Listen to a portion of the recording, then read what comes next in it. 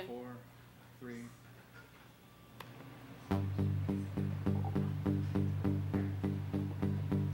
Cold late night so long ago, when I was not so strong, you know. Pretty men came to me, never seen eyes so blue, you know. I could not walk away, it seems. We'd seen each other in a dream. Seemed like he knew me, he looked right through me. Come on home, girl, he said with a smile. You don't have to love me yet, let's get high a while. But try to understand, try to understand, try to understand. I'm a magic man, ooh, magic man. Winter nights we sang in tune, danced inside the months of moon. Never think and never let this spell last forever. My summer lover passed to fall, trying to realize it all. Mom said she's worried, growing up in a hurry. Come on home, girl, Mama cried on the phone. Too soon to lose my baby, and my girl should be at home. But try to understand, Mama, I said try to understand. Try to understand. He's a magic man. Ooh, yeah, magic man.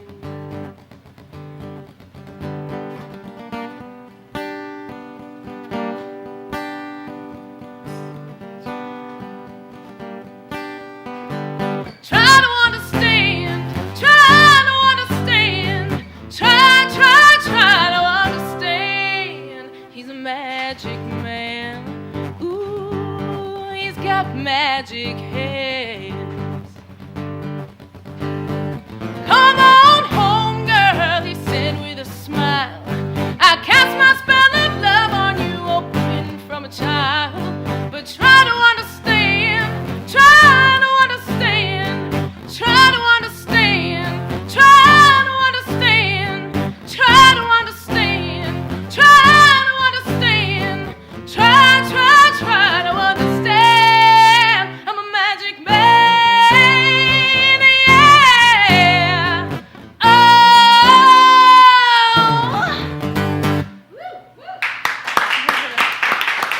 Thank you. Go ahead.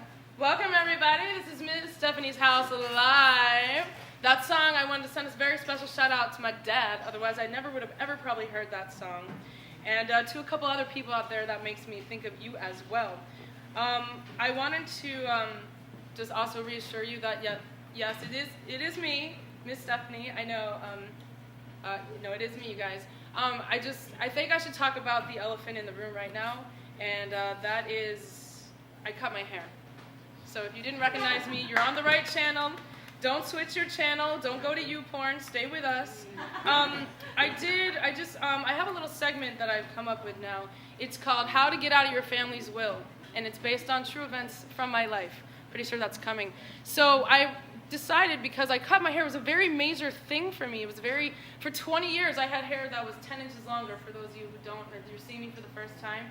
So it was a very big change that I've done in the last 20 years. So I decided to do what any person does when anything major happens in their life nowadays, put it on Facebook, right? Because that makes it official. So I put a post that I thought personally was very funny, and I said, well, I'll be darned. Yes, I can confirm I've done something I haven't done in 20 years. Yes, it involved 8 inches. No, it didn't hurt. And I just let people assume what they want to think from that. Well, my mom was not very happy with that post at all. So I heard about it. And she called me, and I said, Mom, please, really, I list myself on my site as an international dame of mystery. I don't think anyone's actually taking my page very seriously. But she was, and I also said, Mom, listen, it was a lot better than the original post, which I wanted to post, was that, yes, I've gone and done it. I have chopped 8 inches off my hair, which is more than I've gotten in the last few weeks. But I didn't put that, right? Because that's even worse. And my grandma is also my friend online. So she did text me, and she says, and after I tried to reason with her, that it's okay, Mom. People really they're not going there. They think it's funny. She says, yes, and that would have been worse. She did agree with me. And this is a real text. I'm not trying to hurt you or give you constructive criticism. Comments like that will not attract the rich, good-looking, smart, funny, classy, stable, loyal, and hardworking man that a beautiful, smart, and funny young woman like me deserves.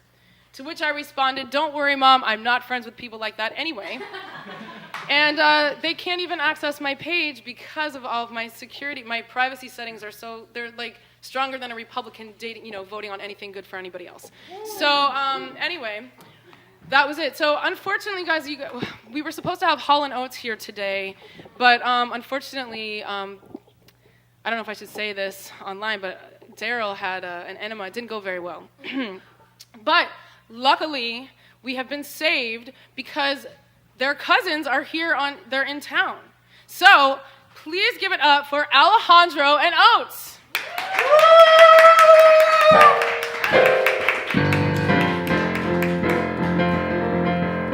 Can't see anything with sunglasses.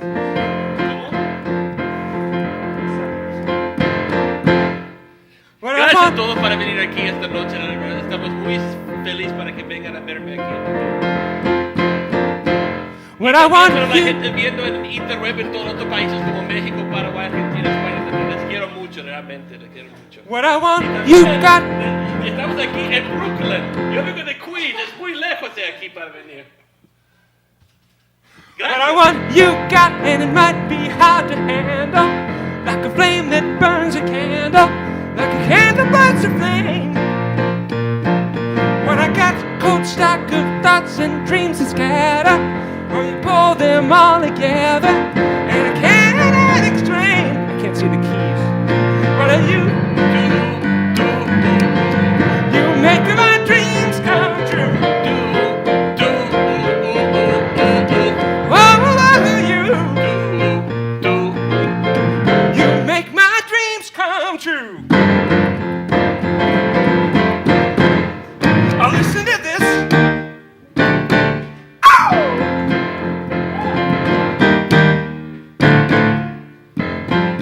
We should rewrite this part. This is a daydream. This part should be over by now. Para todo el mundo, ahora que mi amigo, el más sexy de este estado de la Hudson, Oates. Easy, ready, willing, overtime. Where do you stop? Where do you dare me to draw the line? Use my body, now you want my soul. Oh, forget about it, don't say no more. Yo haré cualquier cosita que tú quieres que yo hago. Haré cualquier cosita que lo que tú quieres que yo hago. No lo puedo ser. Oh, no. No lo puedo ser. Oh, no, no puedo ser. No lo puedo ser. Oh, no, no puedo ser. No lo puedo ser. No puedo ser. No puedo ser. No puedo ser. I can't go for being twice as nice. I can't go for just repeating the same old lines. I got this wig, it's like all in my mouth. This wig is all in my mouth. Si mi papá también. Yo haré cualquier cosita que tú quieres que yo hago. Haré cualquier cosita que tú quieres que yo hago. No lo puedo ser. Oh, no. No puedo. No lo puedo ser. Oh, no. No puedo. No lo puedo ser. Oh, no. No puedo. No lo puedo ser. No puedo ser. No puedo ser. Introducing the sexy. Do I sing this? You sing this? Okay. Still the sexy. Oh, my friends wonder why I call you all the time. What can I say? Yeah. I don't feel the need to give those secrets away.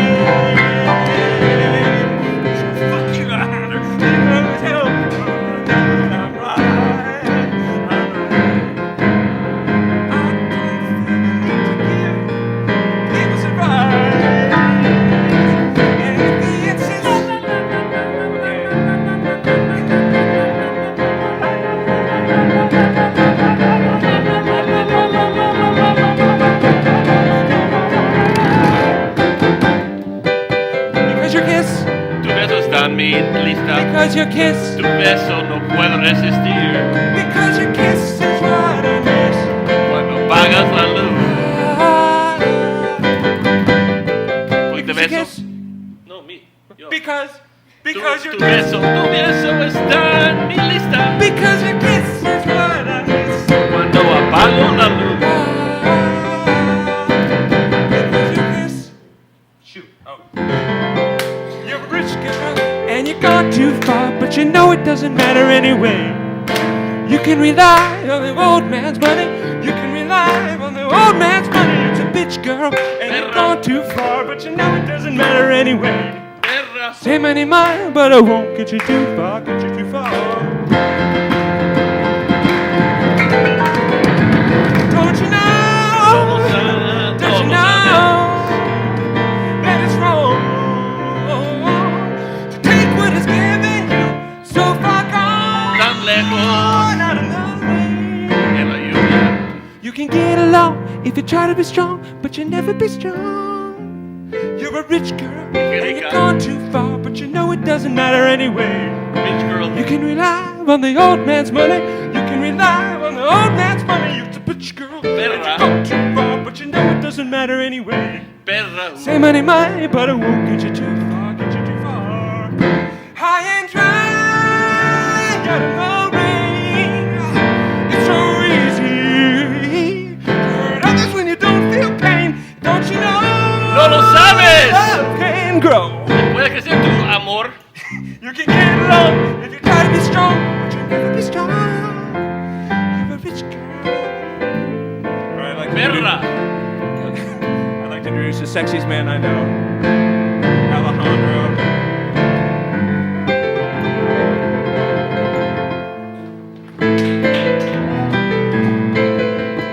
Eso es para toda la gente aquí que está en la audiencia de muy lejos. Te quiero cantar para ti. No es mi canción, pero lo voy a cantar. Te veo a ti, me ves a mí, soplando las líneas. Mi cabeza no sabe, oh chica, no puedo ver lo que mis sentidos no ven. Se muestrarán en mi corazón. Cuando muere adentro, no puede escapar de mí. Ojos privados te mira a ti, ven todos tus pasos. Nina, Ojos privados te miran a ti. Ojos privados te miran, te miran, te miran, te miran a ti. Juegas con palabras, juegas con amor, giras alrededor. Yo no lo sé porque Nina, necesito saber si me dejas entrar o me dejas salir, no mientas. Cuando duele adentro, no puedes escapar de mí. Ojos privados te miran a ti, de todos tus pasos. Nena, ojos privados te miran a ti. Ojos privados te miran, te miran, te miran, te miran, te miran a ti. Gracias, estamos aquí en Brooklyn, en Clinton y en Brooklyn esta noche. Porque necesitas ser frente a mí. Soy un espía sino al lado de ti. Póneme en cualquier disfraz. Todavía te conozco mirando en mis ojos privados. Te miran a ti. Ven todos tus pasos. Nina, Ojos privados te miran a ti. Ojos privados te miran a ti. Ojos privados te miran a ti. Ven todos tus pasos. Ojos privados te miran a ti. Ojos privados te miran, te miran, te miran, te miran, te miran a thank you. We're Alejandro Notes. That's the sexiest man alive. ti. Muchas gracias, soy Alejandro Ots. We'd like to invite. Ah, la chica que venga, la chica. Y la chica que venga, la chica. You, this is so nice. You guys wrote a song for me. I'm so honored.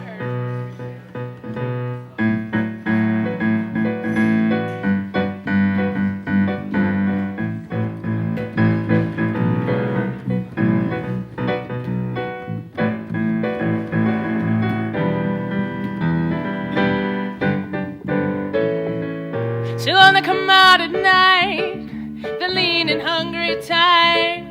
Nothing is new, I've seen her here before. Watching and waiting, oh, she's sitting with you, but her eyes are on the door. So many are paid to see what you think you're getting for free. The woman is wild, or she can't tame by the purr of Jack you are. Money's the matter. If you're in it for love, you ain't gonna get too far. Oh, here she comes. Watch out, boy, she'll chew you up. Oh, here she comes. She's a man-eater. Oh, here she comes. Watch out, boy, she'll chew you up. Oh, here she comes. She's a man-eater.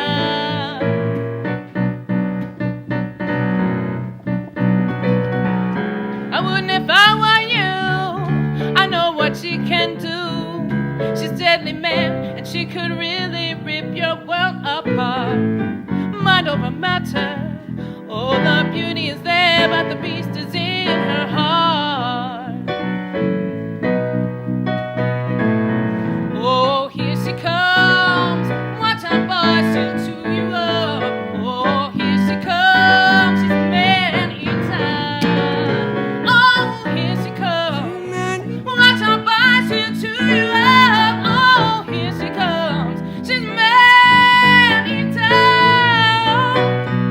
So yeah, like you guys haven't had anything to worry about because she doesn't eat women, that's for sure. But that one's looking kind of tasty.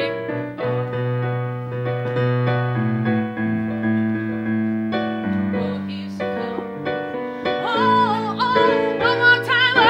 Oh, here she comes. Watch out, boy, she'll chew you up. Oh, here she comes. Watch out, boy. Watch out, boy. Oh, here she comes. Watch out, boy, she'll chew you up. Oh, here she comes. She's a man-eater.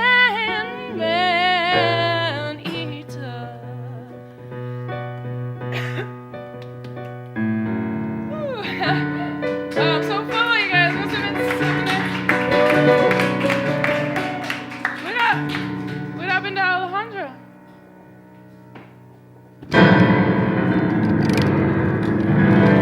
Thank you, good night! All right, let's give a round of applause for Miss Stefani. Sorry, I got really hungry in the middle of that song, you guys. I hope. You didn't get that on camera, did you? Okay. Uh-oh. Anyway, thank you all for coming and joining us here today at The Joint.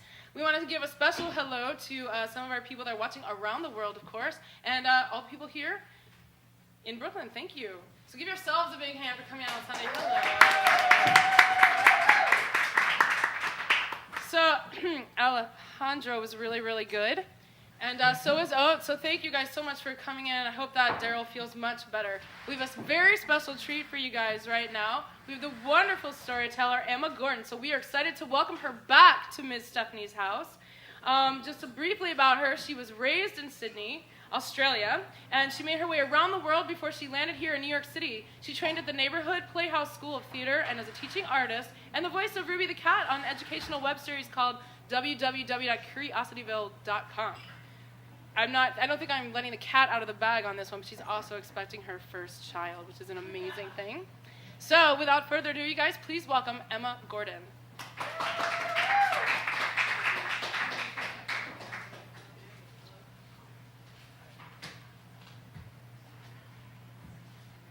Hello. Hi. Is that good? Hi. It was a cold New York January. The time in January when they shut off the lights, they shut off the Christmas music, the holiday music, and we all fall into a depressed lull until we see our first crocus in about March or late February. I was shopping on Queens Boulevard. I had gone to return some Christmas presents because my lovely husband tends to buy things 2 sizes too small, which some people would find frustrating. I find it endearing. but it happens every year, and so I went back to return them. I went to Century 21, and then I went to Panera Bread, and I got an Asiago cheese bagel, lightly toasted, chive and garlic cream cheese, delicious, my favorite. And then I went to Marshall's and I got a candle, the holiday smelly type. And then I saw the Gloria Jean's coffee shop, which we have in Australia too, so I nostalgically wanted to buy one. And I had my coffee and I waited for the Q58 bus. There was a mound of ice on the ground, covered in crap, New York crap, gone gray. And we all had to step over the mound of ice to get to the bus. I got my favorite spot, the part at the back, that's kind of raised, and there's a little bar there, and it kind of feels like you're on a ride. That's my favorite spot. And so I smelled my candle, I checked my phone, played a little Tetris, and before I knew it, I was at my stop. I pulled the yellow thing, and the doors opened, and I saw a mound of ice again, and so I took a step back, and I launched myself over the ice and landed, nailed it, on the sidewalk. Perfect score. Russian judges give me 10. But I was missing something. It wasn't my bag, and it wasn't the candles. It was my hearing. In my right ear, I had this sound, this incredibly noisy crackle sound that was so loud, it felt like I couldn't hear anything else. And on my way from the stop to the house, my apartment, I started sticking my finger in my ear and blowing my nose, and my ear was just completely blocked. And I got home and had a hot shower and took a couple of Advil and figured it would just go away. It was disconcerting, but it would just go away. So I went to sleep with the TV on and fell asleep. I woke up the next morning and the static sound was still there, loud as can be. And I was lying on my left ear facing my husband, who was talking to me, but I couldn't hear him. And I was saying, huh? What? And then eventually I lifted my head and I heard him say, I said, I love you, good morning. And I was like, oh, fuck. I couldn't hear a thing he was saying. So I went to the doctor. A thing about Australians is that we're incredibly matter-of-fact. We have a coat, for example, we have a coat in Australia that claims to keep you as dry as a bone, so we call it a dry as a bone. We have a room in my house where I grew up that's big, so it's called the big room. So I usually have a pinch more creativity than this, but I went to see my doctor, who I call Bad Lipstick Doctor, because every time I see her, she has this coral, shiny lipstick on that matches her nails. She's from Romania, and she's very open about the fact that she works at the clinic because she can't afford the malpractice insurance. And I don't really judge her for this because I don't have insurance anyway. So I tell her my story, and she says, you know what, chew gum. Chew gum for 5 days. If it doesn't work, we'll come back. Okay, so I chew gum for 5 panic-filled, brain-exploding, noisy days. And then I tell my friend about the gum story, and she's like, oh, honey, you need to go see an ENT. And she gave me the number of the Metropolitan Opera's ear, nose, and throat doctor. And I was like, oh, fuck, I can't afford this. And she said, no, just make sure that they don't stick anything up your nose. That's where it gets expensive. So I walked into this fancy doctor's office and met the ladies at the front, and I just said, hi, I'm uninsured. Please don't put anything up my nose. And they said, they were nice, and they were said, okay. And then they charged my debit card $250, and I go in and I see the doctor, and ENT opera doctor, and she's lovely. And I tell my story as I go, as the chair raises. I explain what happened. And then she pulls out this instrument, and I saw it, and I said, oh my God, don't put that up my nose, I can't afford it. She said, it's a tuning fork. I was like, oh, right, okay, of course. And she tapped the side of the chair, and she held it up to my ear and asked me a question. I said, what? And the chair started to lower, and she said, yeah, you have sudden inner ear hearing loss. It's really rare. And I thought that can't be, like, explain. And she said, well, it's really weird, and it rarely happens to anybody, but you have it. She said that I should get an MRI, and I should see an audiologist, and she put me on a course of steroids. And so the audiologist confirmed what the opera ENT had said, was that I had hearing loss, significant hearing loss in this ear, and the MRI came back normal, and I started my course of steroids. But to say I was unsatisfied with this response is a complete understatement. So I wanted a second opinion, but I was out of money, so I asked my dad, and I borrowed $500 from my dad, and I researched another ENT. When I say researched, I just really went online and I found the nicest looking person that looked kind and funny, and he took walk-ins. So I went to see him, and he was kind of grandfatherly, and I was excited, at least, to get to see him. He recognized my accent immediately and started talking to me about Australian beaches and surfing. And so as the chair goes up, we were chit-chatting, and he took one look into my ear, and the chair goes down again. He said, yeah, you have sudden in-ear hearing loss. It's really rare. And I said, well, once I want to hear that, and it's not associated with this, anything, like it's winning the lottery. It's very rare. Hardly ever happens to anybody, and you won. But not this day. I instantly started crying, and he said, oh, hon, you can always get a hearing aid.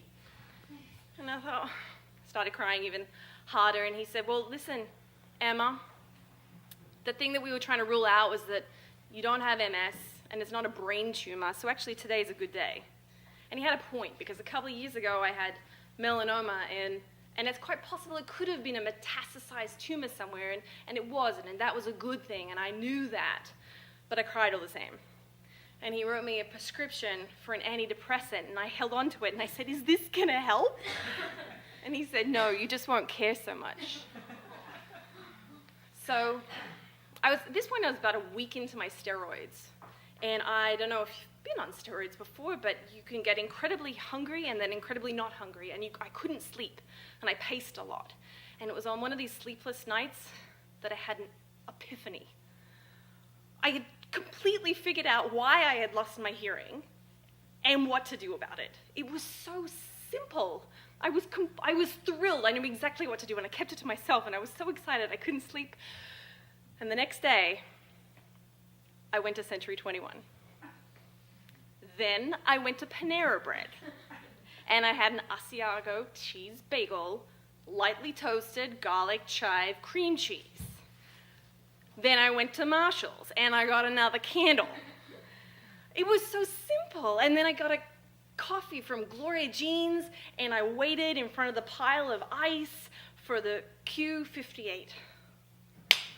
I was so empowered. I knew exactly how this would go, and I was so pleased with myself and so proud, and I felt so good. And I got on the bus, and I had to wait a while, but I got my spot. I'm in a place that makes me feel like I'm on a ride, and I smelled my candle, and I checked my phone, and I tried to play Tetris, but it was the longest trip ever. So I started to envision the conversations I would have with Bad Lipstick Doctor and Opera ENT and Nice Guy Doctor, and telling them that I had fixed this, I'd cured this myself, and I fantasized about being on the news. And then finally came to my stop, and I pulled the yellow thing, and I got down to the front of the doors, and I saw the pile of ice there, and the doors opened, and I leapt off the bus, landed perfectly on the ground, and I could hardly believe it. It didn't work.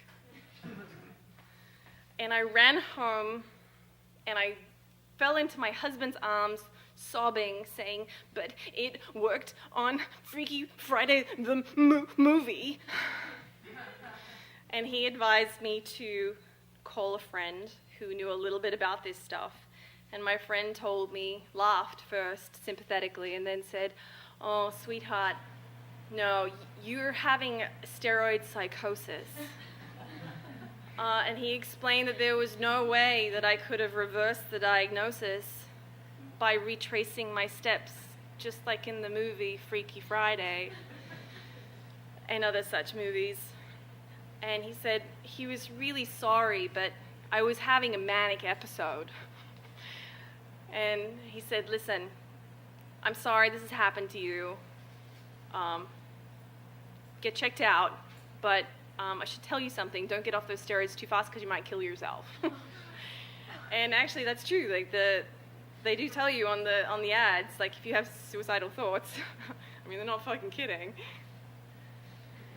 And those movies that do this, like the ones where you reenact this, something happens and two characters swap, or they always learn something. And I was like, what did I learn from my little manic episode? Well, I mean, my left ear works, that's great. I could get a hearing aid. It's not a brain tumor. These are all wonderful things. But the thing that I learned, the thing that I got out of it, was that I've never been so sure of myself in my entire life as I was when I was retracing my steps. I was so fucking sure of myself and so proud and empowered, it was almost worth it just to have that experience. And I thought to myself, I had to actually lose my mind and my hearing to know what that felt like. And from that point on, I really did endeavor to reenact that feeling, but just without the drugs. That's it.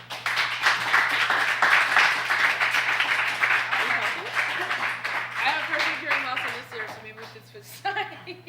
I'm good in this Oh, no, wait. No, it's this one, but anyway. I know how that feeling is because I Is it found really that. common? I don't know. It was something. I'm a musician, so I always wear earplugs everywhere, but I think it is a lot more common than everybody. I know she's like checking her ear, and I was like, wait, can I hear? But this city, I think, is making everyone deaf. And I say that judging on the fact that sometimes when I'm on the train, I can hear clearly people's headphones. Like these kids, they're going to be deaf by the time, so, they're my age or, Thank you. So this part of the show, so we're going to ask Emma some questions because all of our artists that come on, we're always very curious as to what makes them tick, like their creative process. Like we love when they share that with us. So Miss Emma. Yes. Pick a number, as you know, 1 Yes. through 18. 8. Number 8. What is the thing that takes out most of your time outside of creative work that is required to make it happen? The job. It's a job you gotta have to pay your life. Sorry. Yes. Yes. No, in New York, every artist I know has usually like a 9-to-5 job of some sort. It is. I wish there was a better answer to that, but that is without question the thing that sucks the life out of your The soul. the soul out of your art is having to have some other job. And like if you're lucky, that job is a creative job, and I've endeavored to make sure that happens. But when you spend 9 to 5 or Actually, 10 to 6 or something. Yes, exactly. There is no such thing as 9 to 5 anymore. We just like to put that out there because it's always like 9 to 6:30, 7 o'clock. So yeah, that's enough to kill anybody's creativity. It does. Kills it. Would you like to pick another number? Sure. 12. 12. Name something you did that you considered a failure, and what did you learn from it? And do you still consider it a failure? It's a 3-part question. I can repeat any of that. Consider it a failure. Yes. I wrote a solo show, and I sent it out all over the place to festivals, and it didn't get in anywhere, like at all. And I was like, oh fuck, I must suck. This must be terrible. But I put so much energy into like this particular show, and it didn't get into anywhere. And I thought, that's all right. Well, fair enough. And then I decided to not completely give up on it, but take it, and then I just started rewriting it with this group in the city, and they're all older, and they're all like lovely, and they don't give you criticism at all. They just tell you that you're great. That was my experience. And so I would go on Wednesdays and I'd just read a bit of my solo show, and they would slow clap, and they were like, "This is amazing." And I was like, okay. So even though nobody seemed to want to touch this show, I still, and I did sort of stop writing it for that reason, because I got completely rejected. I don't think it was a complete failure because I started to rewrite it again. I just needed a little bit of a boost or something. Draft. That's what I've learned. Write it once, you think it's amazing, start over and write it again. Essentially. Yeah. All right, one more question. These are my own personal ones that I made up, and it is 1 through 12. Oh, 1. What's the last good book you read? Ooh, I'm reading Girlfriend's Guide to Pregnancy right now. That's actually... And that's a kicker. But... What happens in that? Yeah, it's actually a good book. Oh my god, I reread The Alchemist. I love that book. Mhm. Oh my god, And Paulo Coelho is one of my favorites. And I thought that it was corny and awful when I first read it. And then I reread it and I totally understood it again second time around. First time around I was like, this is ridiculous. It's about a woman, boom, threw it across the room. Yes. And then I was like, oh, I got it second time around. Nice. That is Paulo Coelho. I don't know, personally. I'm biased. He's one of my favorites. So, please, well, she's going to stay up here. She's got another story for us. So, Miss Emma, go ahead, lady. Take it away. I feel like I'm bumming you out. Am I bumming you out? No. All right. All right. Okay, so. Let me just remind myself. All right. I have notes in case I completely forget my life. Right, my sisters and I were playing on the farm where we grew up in Australia. And we were hiking along this mountainous plain in our heads and along a stream that ran past our chicken shed, or chook shed as we called it. Now that's what we felt we were doing, but in actual fact it's not even a stream, it's just a trickle. And there's no mountains, but we were exploring, we were pretending to be explorers, and we had big sticks and we were hiking and poking at things, and we were looking for treasure. I was about 10. And we poke around for a while in this cavernous Lord of the Rings type experience, which really it wasn't. And we hit gold. We see a baby bird. Oh, this is huge. I mean, he was barely chirping. He hardly had feathers, or you could still see his skin. And we whisked him up and we ran back to the house shouting, "Mom!" And we showed my mother, who is the guru of all things animal. And she quietly examined the baby bird, and when she gave a nod, we knew that we could keep him. And so she got out a cardboard box and she put in an old t-shirt, one of our old t-shirts, and she put the baby bird in there and snuggled him up. And I thought that was so weird because he doesn't live in a t-shirt normally. So I went out to get him other things that I thought that he would like, something to make him feel at home. And I got eucalyptus leaves, but the brand new ones that are still kind of light green, and they smell so good, and they're so soft. And then I went to the chook pen and I got feathers, but not the feathers from on top of the hen, but the feathers underneath, the underbelly ones, and they're so soft, and I got a couple of those. And I got some flowers, and I got a little bit of straw. And then I went back to the box and I wove them in and outside of the t-shirt, because I was pretty sure he missed his mom. And then I asked my mom, why would he try to fly if he didn't even have wings yet? And she said, oh, honey, that's probably not what happened. He probably got nudged out of the nest by his mama. I was shocked. Why would a mother do that? And she said, oh, sweetheart, it's just nature's way. I judged this mother bird harshly, but now from one mother to another, I understand her a little bit more. So I've been spending the better part of my young adult life trying not to get pregnant. I don't know if you found yourself in this experience, but earlier on it was because I didn't want to have a baby from a one-night stand with a bartender on the Lower East Side, and well, later it was because, well, I just just wasn't ready. And also, people who had babies had like 401ks and houses. And people actually genuinely seem to, there are people who genuinely love children, and I love children, but they really like crave to be a parent, like really, really want that. And I had been a nanny and a babysitter and a teaching artist, and I love kids, but I didn't have that like ba-dum, ba-dum, ba-dum thing. It wasn't completely out of the picture, but it was way down the track. Way down the track. So I was shocked, to say the least, when I saw those 2 little pink stripes show up on that pregnancy test. I had gotten a pack of 300 ovulation and pregnancy strips from a friend who had gotten them off the internet when she was trying to get pregnant, and I took them off her hands for the exact opposite reason.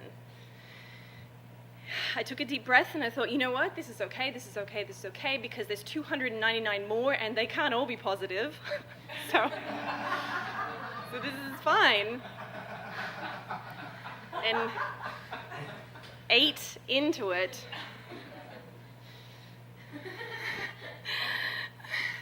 they all lined up on the bathroom sink, and they all look like little equal signs, little pink equals. And I counted them, equals, equals, equals, equals, equals, equals, equals, equals, pregnant. And like I was on an episode of Teen Mom, I slid down the wall and fell into a pool of tears. I was acting like I'd gotten knocked up by a neighborhood boy, but I'm 37 and married. And I sobbed and I sobbed and I sobbed. And I knew that what I was experiencing was not the norm. And so I kept it to myself. I did, however, consult Google for a couple of things. And I found myself in this mommy land of pastels and baby ducks and rattles and trucks and shit. And I was like, I couldn't handle it. There was this one site where this woman, it was a bulletin board thing, and you could post comments, and this mother her username was Leo and Chloe's mom. And I was immediately nauseous. And it wasn't just the morning sickness. And I knew in that moment that the reason I was so hesitant to have a baby wasn't because I didn't have a 401k or I didn't have a house. It was because I hadn't become the person I wanted to become yet. And now I was just going to be Leo or Chloe's mom. So I kept taking my prenatal vitamins, and I was sticking to a strict diet of just white bread, which is all I could keep down. And I was tired. I was the kind of tired when you look at a subway platform and you could fall asleep right then and there. So if it wasn't for the nausea and the exhaustion, I could almost have forgotten that this was even happening. And then I started to bleed.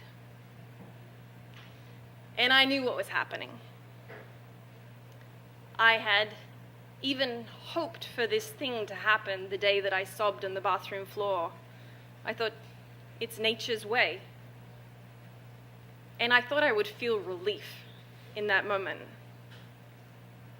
But I didn't. But I also didn't get a wave of maternal instinct and all of a sudden do a 180. I didn't feel that at all. But I did feel something, and the thing that came to me was just stay. I don't know why. I don't even know why I'm feeling this, but just stay. And then I knew exactly what to do.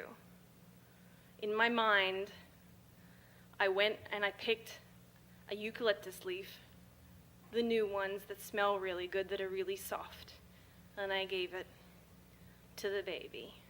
And then I went and I got some feathers from the chook yard, but not the top feathers that are hard, the ones under the underbelly ones that are soft.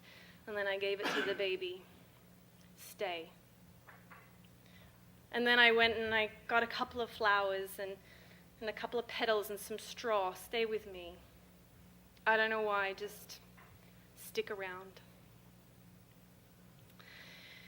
I was nesting in the true sense of the word. And he did stay. And recently, a woman at the doctor's office had to take blood, and she said to me, "Is this your first?" And I nodded, and she said, "Oh my God, are you so excited?" And I said, "No, not at all, but I am in awe. And whatever I'm going to become and he's going to become, we'll do it together and everything's going to be okay."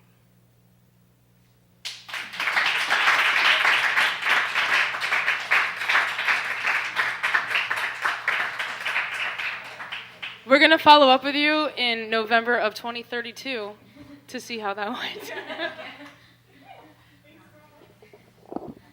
So I just want to take a minute. We have another segment. It's called Etiquette, because I've noticed a lot of things in this city that really get on my nerves, and I take it upon myself to fix those. So very quickly, going to throw this out there. In case anybody has any questions, you can always write us too. When you are invited to a party, and you ask your host, "Hey, do you know, is it okay if I invite maybe a couple other people to your party?" Because you always ask the host, right? And they say, "Yeah, sure, it's okay." Therefore, you are now an invited guest of somebody who's invited to that party. You cannot go invite 25 more of your friends. I feel like I need to mention this to some people that are watching, because it is just not really cool. So that's my little etiquette for the day. I also want to give a really quick shout out and a thank you to Tanya and Taryn and Hannah today for making our great menu, and the Joint for letting us have our show here. As always, you can find everything about our show out at www.msstefanishouse.com. You can ask us questions if you have questions about etiquette, or just tune in and find some great recipes as well. So, unfortunately, I'm not sure what happened to Alejandro. I'm sure we'll figure that out sometime. But during Emma's story, you guys, I found another band. So, luckily, Jorge Miguel is available to come up here and play some other tunes for us. Put it together for Jorge Miguel.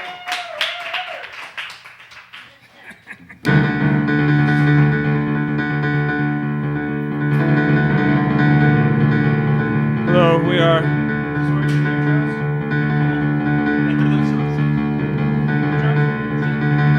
We're Alejandro Notes. Hola, somos Alejandro Oates. I'd like to thank you for coming out tonight. We're going to play some songs from the Alejandro Notes songbook. A él realmente no le quiero, es un enano de mierda. Songs that we like, Y también estúpido. and songs that we hope that you like. Lo voy a quedar patada. Thank you, Alejandro.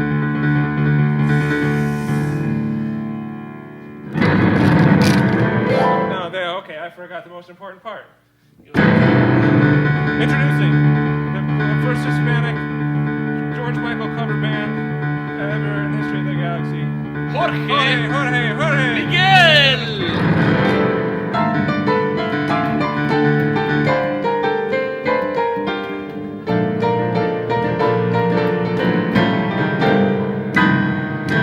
I feel so unsure when I take your hand and walk across the dance floor.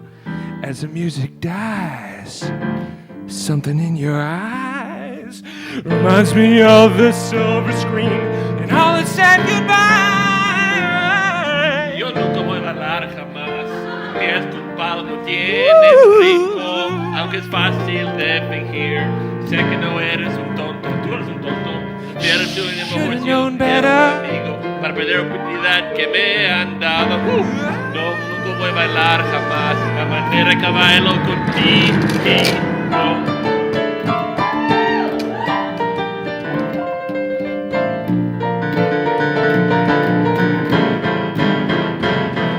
Tonight the music seems so loud. I wish that we could something this crowd. Never learned the words to this verse. I didn't think we were gonna make it this far. We should have been so good together. We could have made this last forever. And I Yo nunca voy a bailar jamás. Pies culpables no tienen ritmo. Es fácil de fingir. Sé que no eres un tonto, pero tú eres un tonto.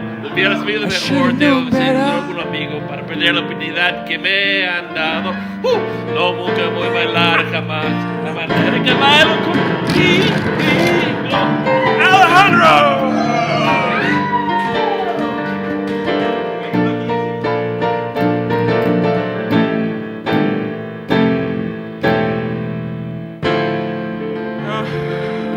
We'd like to bring to the stage the only person in the room sexier than Alejandro and I.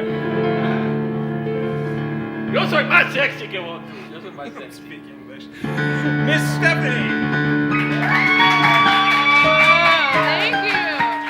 I need your. Oh, yeah.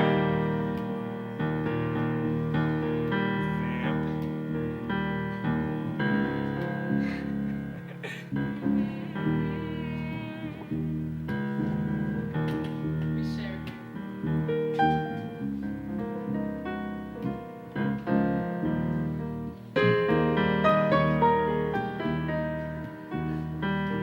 I feel like I'm an appropriate person to sing this song as well. That's all I wanted, to something special in your eyes, for just one moment, to be bold and naked at your side. Sometimes I think that you'll never understand me. Maybe this time is forever, but it can't be. That's all you wanted, something special, someone sacred in your life, for just one moment, to be warm and naked at my side. Sometimes I think that you'll never understand me. But something tells me together we'd be happy.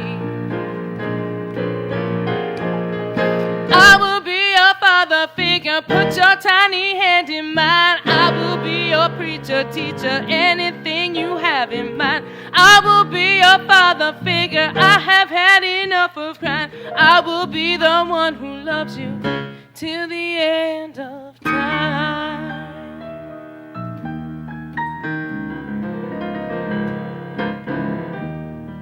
Ladies and gentlemen, give it up for the third most beautiful person in this room, Miss Stefani.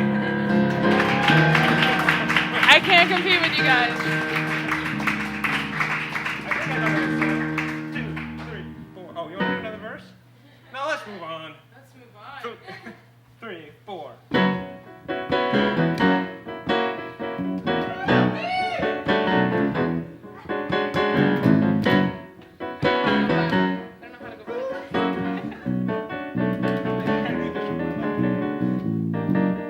You gotta take over the piano part.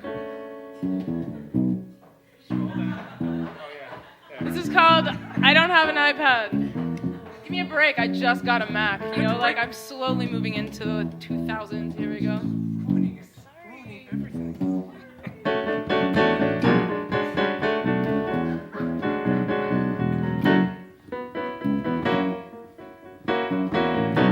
I didn't memorize it. I'm sorry.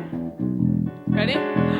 Somebody told me, but everything she wants is everything she needs. I guess I must have loved you, 'cause I said you were the perfect girl for me, baby.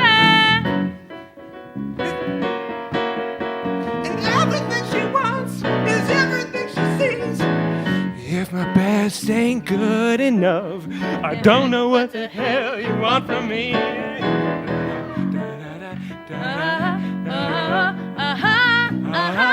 Do-do-do. Muchas gracias.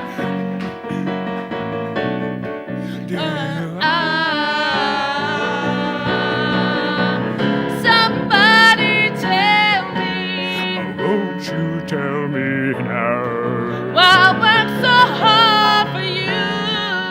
Tráeme más dinero.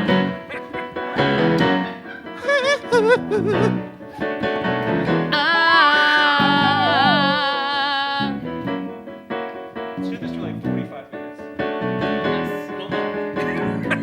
And now you tell me that you're having my babe. That's a little weird. Wait, is that you? Did you say that?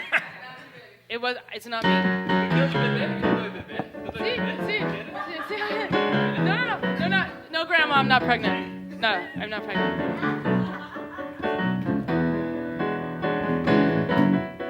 Somebody tell me, won't you tell me now?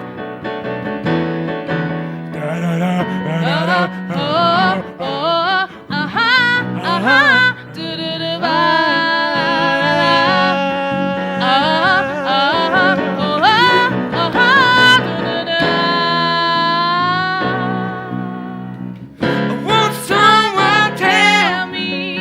Won't you tell me now? Well, I work so hard for you.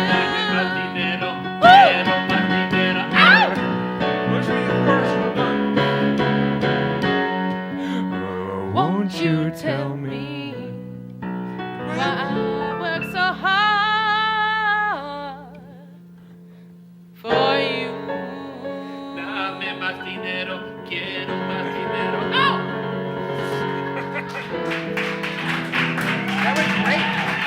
Muchas gracias, Alejandro.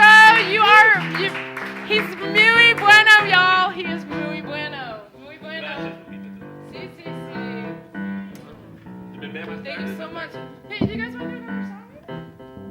Today? Alright, yeah, please go for it.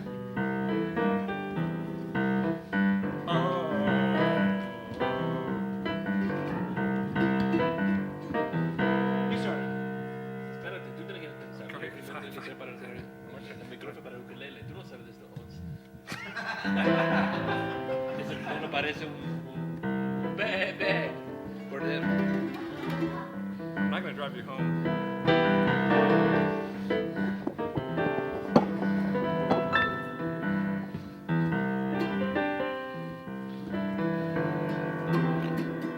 Es una canción que viene de un lugar muy lejos, no tan lejos de aquí al sur, de México. Una canción de amor que lo voy a dar a toda la gente aquí. Y se llama Cielito Lindo.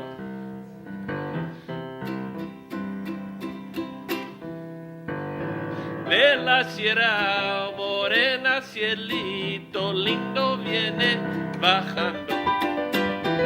Un par de ojitos negros, cielito lindo de contrabando. Ops. Ay, ay, ay, ay. Canta y no llores, porque cantando se alegran, cielito lindo, mis corazones. Otra vez, one more time. Ay, ay, ay, ay. Canta y no llores, porque cantando se alegran, cielito lindo, los corazones. Ese lunar que tiene, cielito lindo, junta a la boca, así como yo tengo. No se lo des a nadie, cielito lindo, que a mí me toca.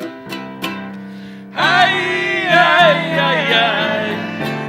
Canta y no llores, porque cantando se alegran, cielito lindo, los corazones. Canta todo. Ay, ay, ay, ay.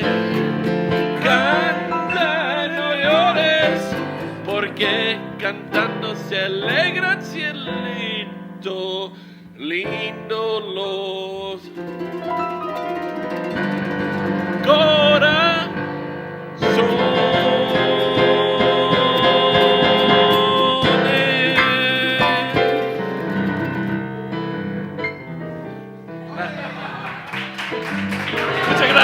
Muchas gracias aquí a la gente de Brooklyn, que les quiero mucho realmente.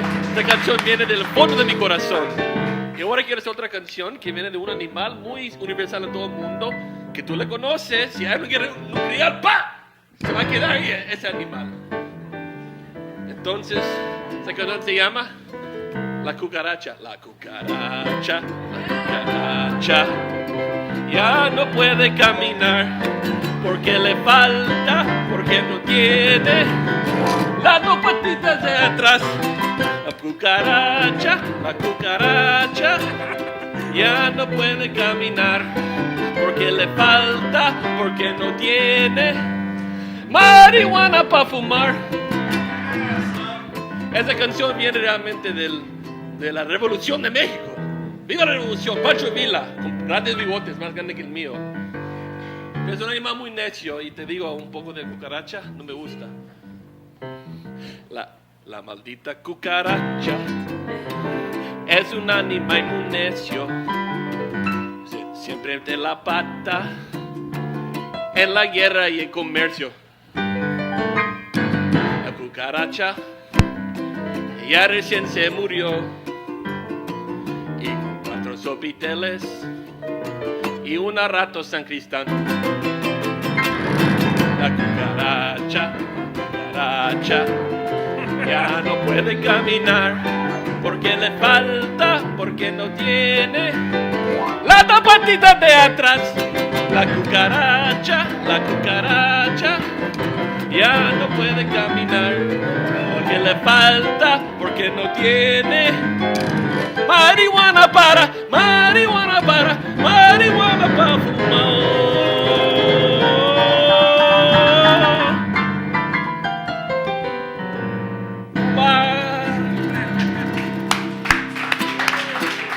Muchas gracias a todos.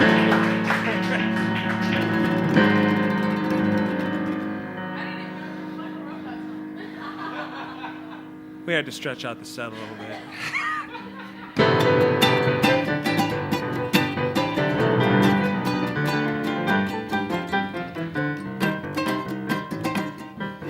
I touch your lips and all at once the sparks go flying. Those double lips that know so well the art of lying. And though I see the danger, still the sparks go higher. You know I'm not surrendered to this kiss of fire. Just like a torch, my kisses set your soul burning. I can't go on, this is a road of no return. And though it burns me and it turns me into ashes, my whole world crashes without your kiss of fire. I can't resist you, what good is there in trying? What good is there denying? You're all that I desire. When I first kissed you, my heart was yours completely. If I'm a slave, then it's a slave I want to be. Don't pity me, don't pity me. Those lips say lips you only let me borrow. Hold me tonight and let the devil take tomorrow. And though it burns me and it turns me into ashes, my whole world crashes without your kiss of fire. This isn't a George Michael song either.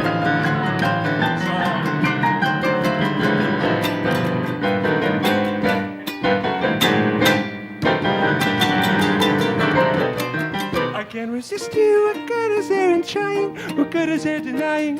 You're all that I desire. When I first kissed you, my heart was yours completely. If I'm a slave, then it's a slave. I want to be. Don't pity me, don't pity me. Those lips are lips you won't let me borrow. Hold me tonight and let the devil take tomorrow. And though it burns me and it turns me into ashes, my whole world crashes without your kiss of fire. And though it burns me, Caliente, and though it hurts me, caliente, and though it burns me, caliente, and though it hurts, something's me, caliente. and though it burns me and it turns me into ashes, my whole world crashes without your kiss of fire.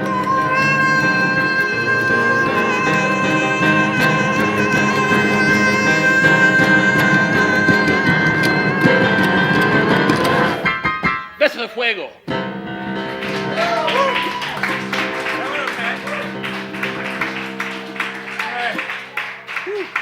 What happens now? Anthony. Okay, we done. All right. We'd like to invite back up to the stage Oh, thank you. the sensuous, ebullient Stefani. Stefani. Oh, Oh. you have to play for me. Is that Yeah, okay? Yeah. You don't get no breaks. Yeah, I forgot. Composure. Oh. Oh, Yeah. is also not a song by George Michael, just in case that's what you were expecting.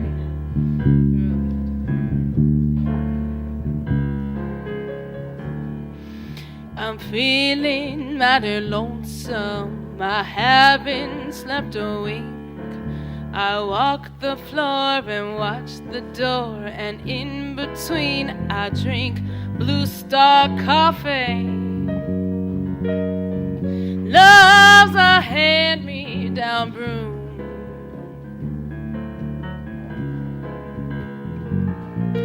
I'll never know a Sunday in this weekday room.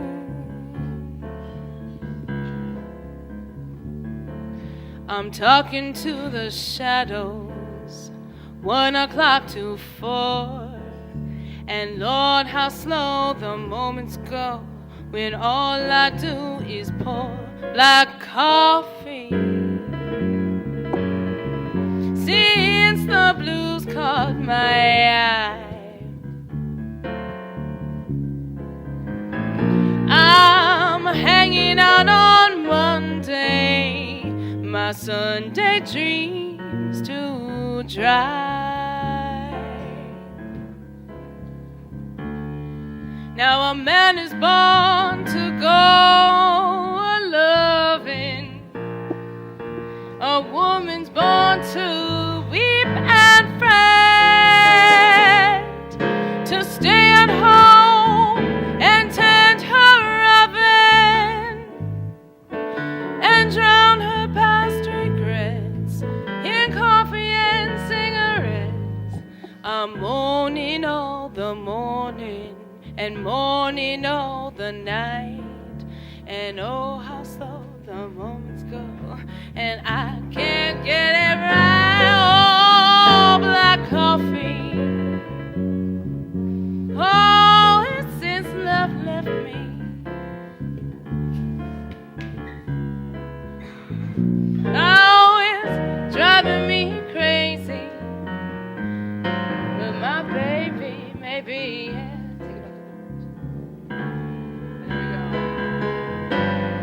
now a man is born to go a-loving, a woman's born to weep and fret,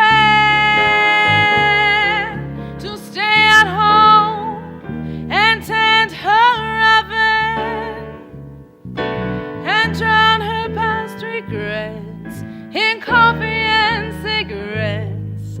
I'm mourning all the morning and mourning all the night, and in between it's nicotine and not much hard to light. Black coffee, feeling low as the ground, driving me crazy, this waiting for my baby to someday come around. Ooh, to someday come around. Oh, will my baby come around?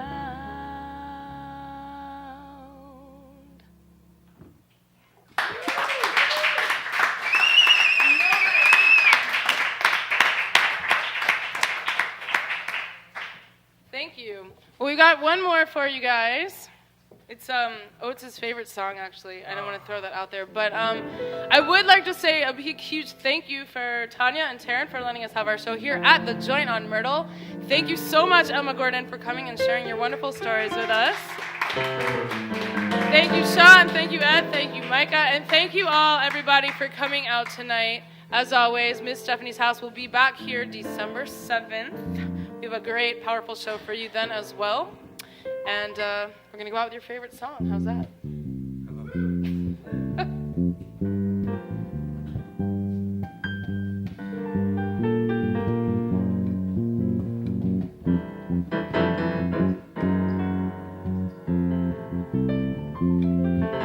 Sorry, I need to adjust the mic.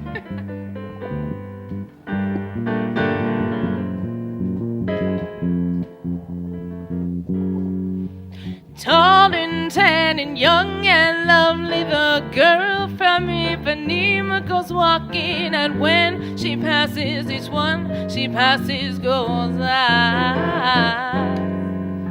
When she walks, it's just like a samba that swings so cool and sways so gentle that when she passes each one, she passes goes I. Oh, how I watch her so sadly. How can I tell her I love her? Yes, I would give my heart gladly. But each day as she walks to the sea, she looks straight ahead, not at me. Tall and tan and young and lovely, the girl from Ipanema goes walking, and when she passes I smile, but she doesn't see. Oh, she doesn't see. No, no, no, she doesn't see me. No, no, no.